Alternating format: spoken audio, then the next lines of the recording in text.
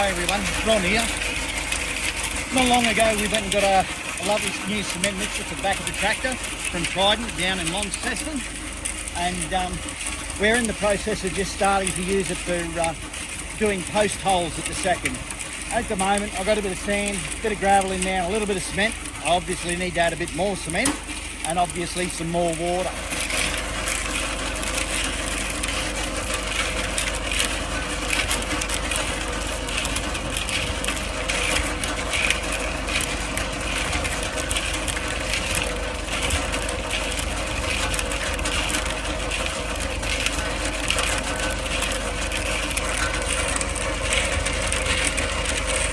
Okay, just add the bit of extra cement I needed. Now, just going to start adding the water.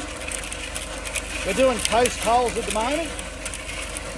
General post hole mix. 5 gravel, 3 sand, and 1 cement. Now, depending on the size of the shovels you're using, to how much you actually do require, it will vary a little bit. Generally, a normal bag of cement has got generally about 3 to 5 shovelfuls, depending on what sort of shovels you use. That's the general shovel size I use, and I put 5 really heaped up gravel and 3 heaped up sand in there. Now the sand also had a bit of moisture, the gravel not so much. That will determine, and also how much you want your mix wet or dry, but it will determine how much extra water you do or don't add. Because sometimes your sand's a bit on the wet side, so that means you don't have to put as much, or you may have to put a lot more water depending on your mix.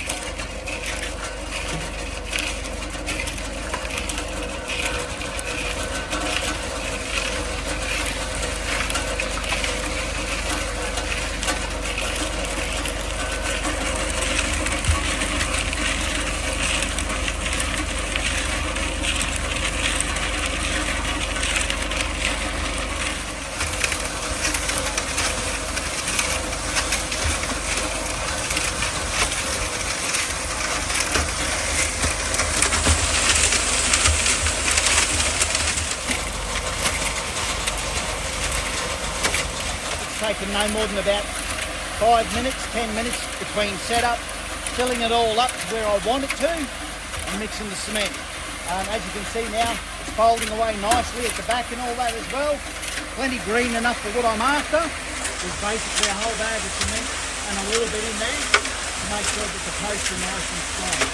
Now basically all I'm going to do is drive down the paddock and go and empty it out a bit at each post.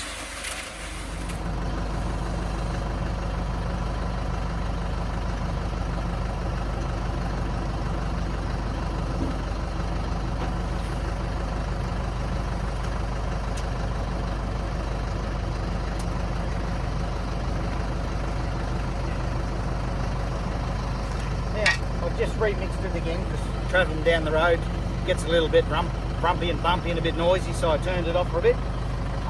What it does do sometimes, it spills out when it's not actually spinning, so be mindful, you may have to adjust it back up a little bit higher. Now once I got down here, I put it to the spot where I was actually remixing it again because some of it had separated. Now that it's done, because I'm doing a post hole, I don't particularly want it all spewing out. I only need a little bit at a time. Saves me a lot of time and effort on a 10.5 acre block trying to push a wheelbarrow or use a little 2.2 cubic foot cement mixer. This here does huge amounts, saves me a lot of time, and I can bring it straight to the hole that I'm going to be doing. And as you can see here, I've got a little bit of dirt just to clean away from here, and I've got my trowels, already got my post and that in there and all set up, and my stays and whatnot. I welded them on a little while ago. The other week I'd gone and put in the main post here with the same cement mixer. It took me a little bit to figure out the proper settings for my particular tractor. So I've got a TRIDENT 55 horsepower tractor. But as you can see, it works, no hassles, no dramas whatsoever. So without further ado, let's get into it.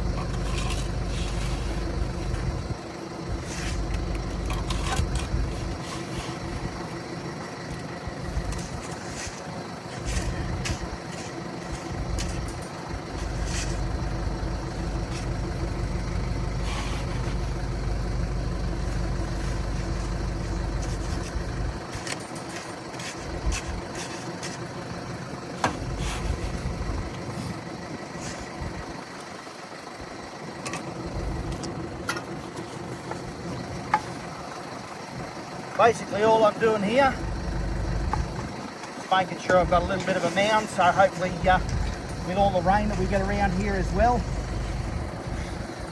it runs off and away from the actual post itself, so it also doesn't rot the post as well. And again, this will also dictate how